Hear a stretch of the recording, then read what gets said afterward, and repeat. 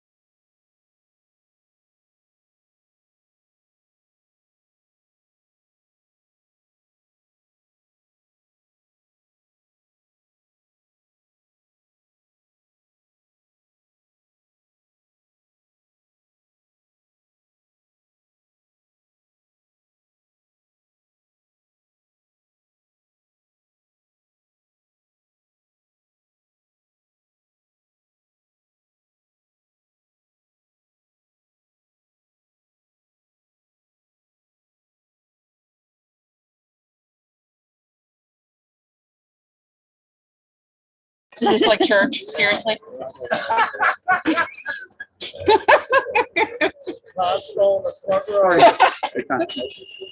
All right. Alexa, you want to switch over?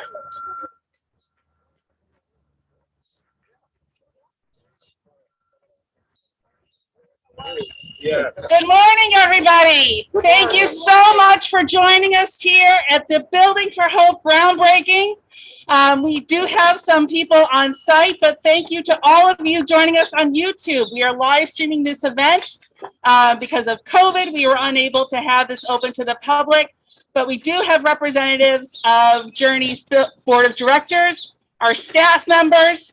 We have our partners, HKM Architects, Power Construction, and Cornerstone Bank with us. We also want to give a shout out before we really get started to Sterling Kilgore, who provided the hard hats for the event, Goat Afloat Balloons for the lovely balloons donated to us, Home Depot for the groundbreaking supplies, and Windy City Signs for the beautiful signage for this today. I'm going to turn it over to Fernando Aguilla, our board president, to get us started.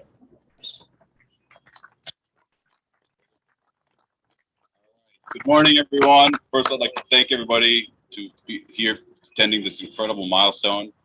When Suzanne asked me, you're going to be doing some little talking, I thought, well, what am I going to talk about? There's so many things that happened in the last year with COVID and how it's impacted our clients, how it's impacted the staff, the volunteers, the partners, everything. And then I thought, you know what? I'm just going to take you on the journey as to how we got here. About 6 or 7 years ago, I became president.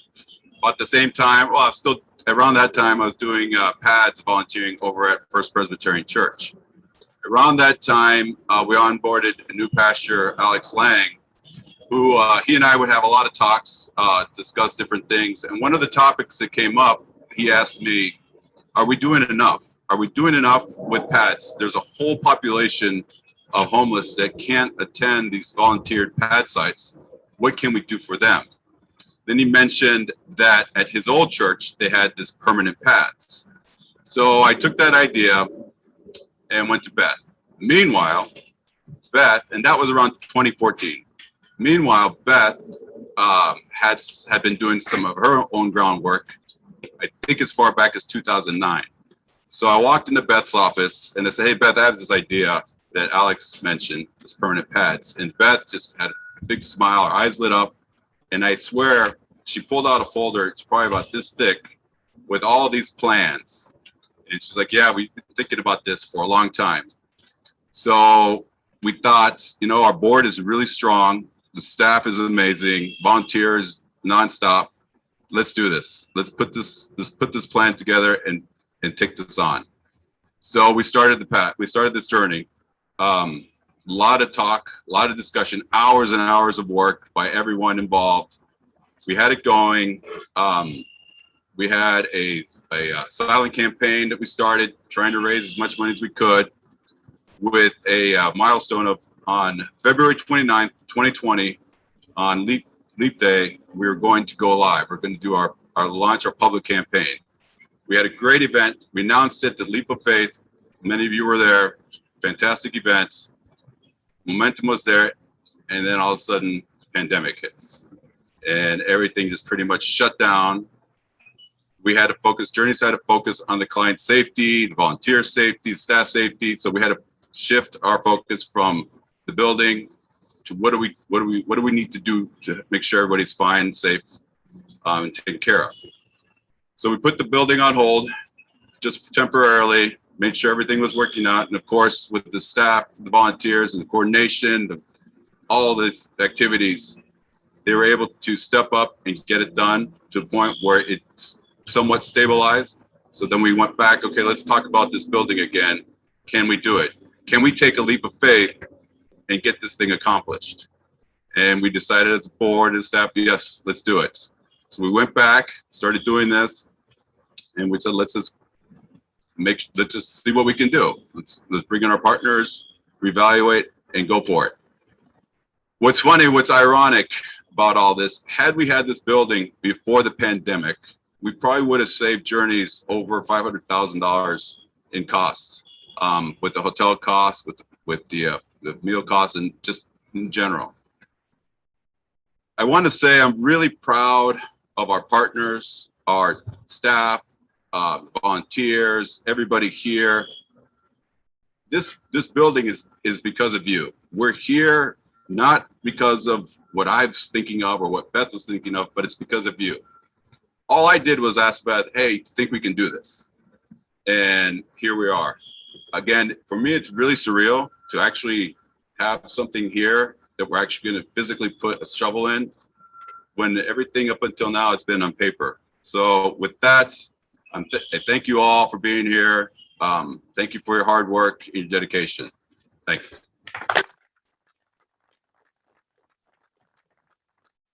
We have a very special guest with us today, Mayor Jim Schwartz, Mayor of Palatine. He is a wonderful partner of ours, and we are honored to have him with us today. It's dangerous to give a politician a microphone, so you're taking a leap of faith on that, that's for sure. I just want to start by saying, as a member of the Village Council, sometimes we have tough votes that are going to be real difficult, tough votes that are going to make some people happy, some people upset. We have easy votes that are pretty simple, if you're extending a fence or a setback, whatever else. And then we have no-brainers. And the variations that the journeys were asking for to get this building done was a no-brainer. Everything about this project is correct. Everything about it is right. The partnership between the Village of Palatine and Journeys. This community, it's 68,000 people. But I say all the time, it's like Mayberry. Everybody knows everybody. Everybody's in it together. Everybody's got the common goal, and it seems to be to make Palatine a stronger community. And we're all only as good as the sum of all of our parts. And Journeys is a pillar of this community in making sure that the underserved are served and that we're taking care of our most vulnerable residents. And everyone in this community are our residents. When they step into Palatine, they are our residents. And we need to take care of them. So this is an awesome opportunity for the Village of Palatine, for Journeys, and again, most importantly, for our residents. So we look forward to continuing to partner with Journeys going forward throughout the building process. And when it's all done, we can't wait to tour it and to get it into operation and serving our community. So thank you very much, everybody, for coming out this morning, and look forward to the next phase of the building process. Thank you so much, Mayor. Our last speaker today is someone that we could not have done this project without. It was her vision. Beth Neighbors, Executive Director.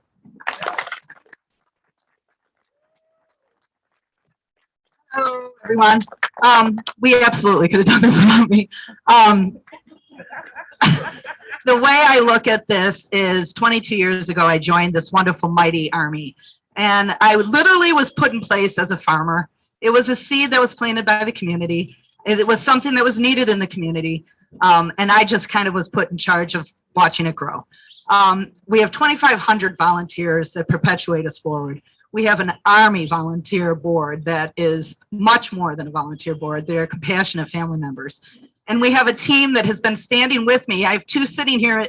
The three of them are the only ones really sitting in the front who've been with me forever. Todd Stahl, 17 years. John Rapp, 17 years. Velma Jackson is going on 15. Just hit 15. Ha! Just last weekend. This memory is outstanding. Not really. But I love this agency. This is an extension of who I am. It's an extension of Palatine, an extension of everybody sitting here. So we talk about groundbreaking. It's a unique breaking of ground in many ways. We have broken ground at Journeys with our partnerships. They're unique. How many nonprofits has an architectural firm that comes back 3 times to pro bono design something I need?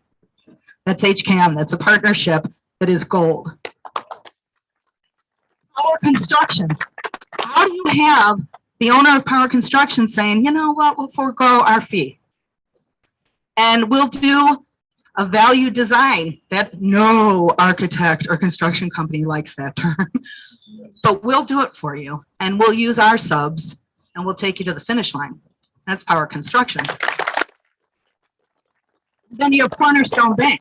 You have Cornerstone Bank that is made up of our own volunteers. When we get hit with the pandemic, they sponsor us for PPP. When we say we're doing this construction project, they say, hey, back end loan, we'll help you out. You guys are a stellar financial entity. You can be relied on. We'll help you out. And they're supporters through our project. Members of that bank have supported us through this project. Cornerstone Bank is represented here. Partners, go on. There are a lot of individuals here who are real silent warriors who don't necessarily want recognition. And that's okay too, because we all do things that are powerful for powerful reasons, right? And we're all here on the planet because we care about those with fragility that are facing fragility, whether it's fragility of body, mind, or soul.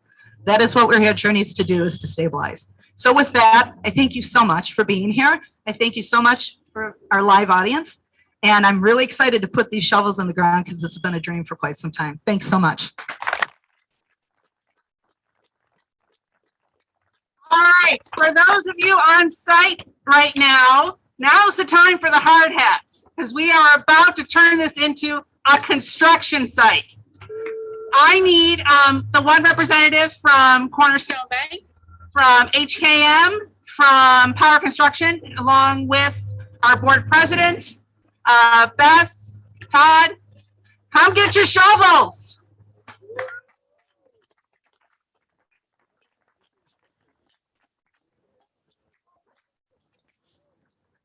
I'm not sure. And your hat, and your hat.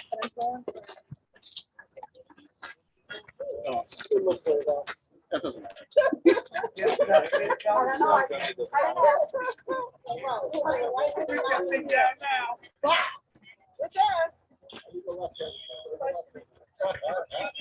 wait a minute. It's almost.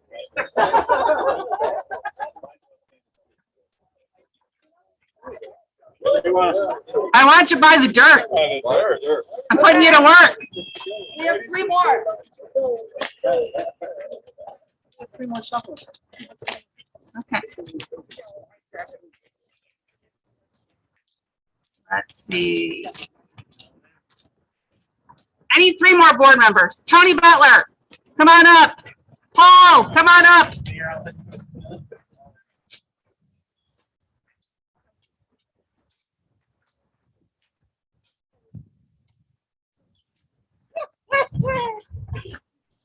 And Margaret Brewer, thank you so much.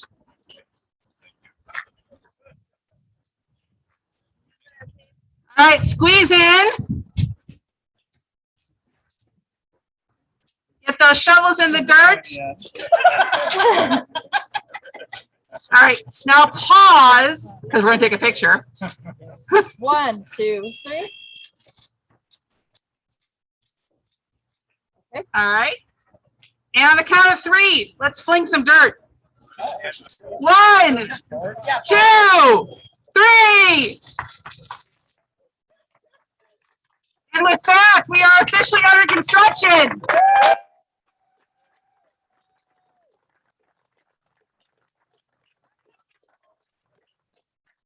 Thank you all so much for joining us. I know. They're to stay. They're to stay. Don't move. Don't move. We're going to need names for the press. But officially, the ceremony is concluded. Thank you so much for joining us. Thank you, everyone on YouTube, for joining us this morning. More information about Journeys is on our website. I'll wait for the train. How rude. Building for Hope on our website, www.journeystheroadhome.org. Thank you so much.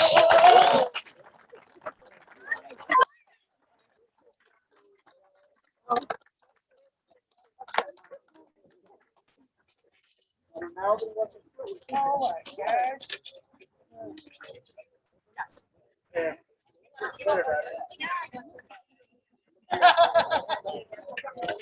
I got you. Margaret, come back. Yeah, I talked to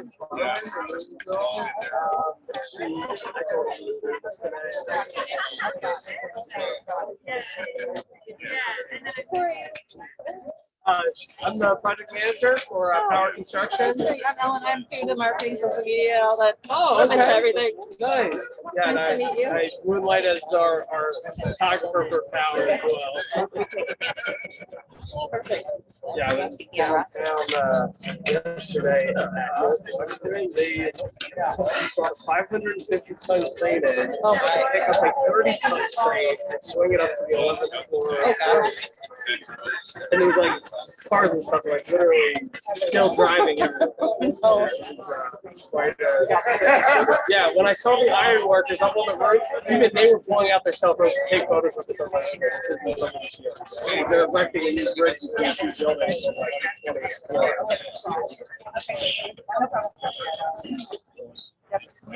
Oh, okay.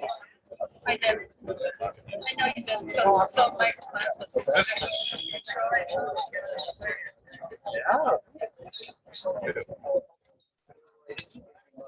Yeah.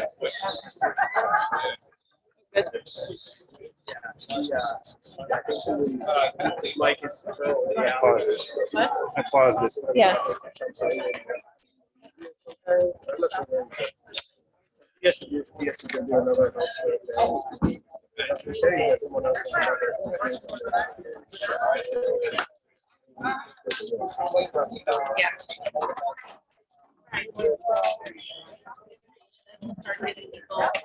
Good.